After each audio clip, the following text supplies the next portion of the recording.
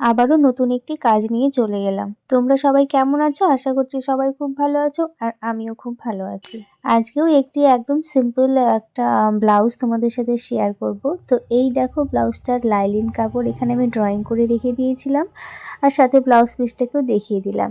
তারপরে কাটিং করে নেওয়ার পরে এরকমভাবে সব পার্টগুলোকে আমি অ্যাটাচ করে রেখে দিয়ে তোমাদের কিন্তু একবার দেখিয়ে দিলাম। তারপরে কিন্তু সব পার্টগুলোকে একসঙ্গে জুড়ে নেওয়ার পরে কিন্তু আমি আয়রন করি, সেটাই ভাবলাম তোমাদের সাথে আজকে শেয়ার করা যাক।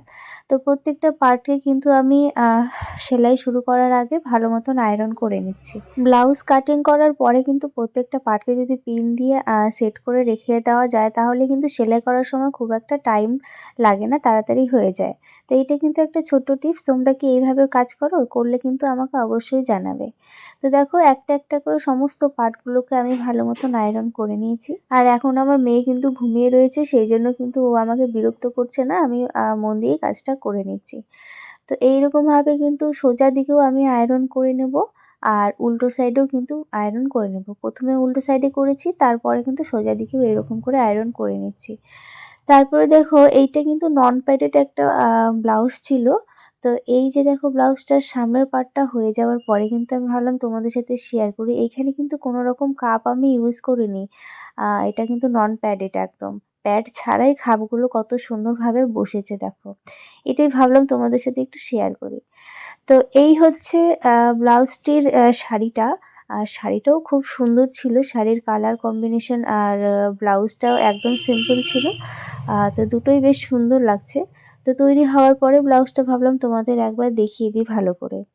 তো এইখানে কিন্তু ব্লাউজটির মধ্যে সেরকম আমি কিছুই মানে এক্সট্রা কোনো কাজকর্ম করা হয়নি। শুধুমাত্র পাইপিং দিয়ে হাইলাইট করা হয়েছে আর শাড়িটার একটু আঁচলটা সেলাই করে দিয়েছিলাম।